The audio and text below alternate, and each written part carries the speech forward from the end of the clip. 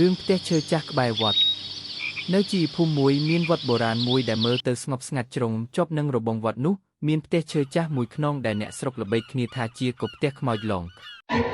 មនុស្សក្នុងភូមិគ្មាននរណាហ៊ានទៅជិតឡើយព្រោះពេលយប់អាធ្រាត្រគេតែងញើសំឡេងចម្លែកដូចជាសំឡេងដើរលើកម្រាលឈើនិងសំឡេងខ្សឹបខ្សៀវដែលមិនអាចដឹងប្រភពច្បាស់លាស់ថ្ងៃមួយយុវជនឈ្មោះច័ន្ទដែលជាមនុស្សមិនសូវជឿលើរឿងអរូបីបានសម្រេចចិត្តទៅសាកល្បងសម្រាកនៅផ្ទះនោះមួយយប់មុននឹងឈានជើងចូលគាត់បានសម្លឹងទៅរកទីអារាមដ៏ស្ងប់ស្ងាត់បេះដូងគាត់ចាប់ផ្ដើមញាប់ញ័រខុសធម្មតា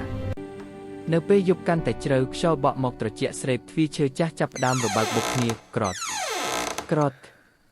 បើទោះជាគ្មានអ្នកណាប៉ះពាល់ច័ន្ទណាអង្គុយនៅលើគ្រែឈើចាស់ទាំងអារម្មណ៍មិននៅនឹងខ្លួនស្រាប់តែគាត់ទៅសំឡេងដារុសូដឹប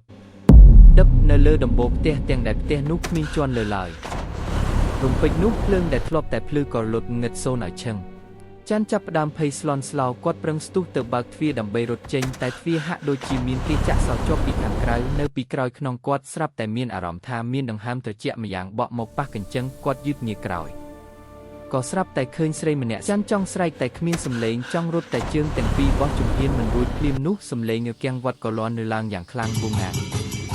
ងាងខើហាក់ដូចជាកំពុងជួយដេញគ្រោះចង្រៃស្រមោលស្ត្រីនោះក៏លីបាត់ទៅរីឯទ្វារក៏បើកចេញដោយខ្លួនឯងព្រឹកឡើងអ្នកភូមិបានឃើញគាត់ដេកសន្លប់នៅមុខព្រះវិហារច័ន្ទមិននិយាយអ្វីទាំងអស់ពីហេតុការណ៍យប់នោះប៉ុន្តែចាប់តាំងពីពេលនោះមកគាត់លែងហ៊ានទៅក្បែរផ្ទះចាស់នោះទៀតហើយចំណែកផ្ទះឈើនោះនៅតែឈរដដែលក្បែរវត្តយ៉ាងអាថ៌កំបាំងរង់ចាំទទួលភ្ញៀវថ្មីដែលចង់មកសាកល្បង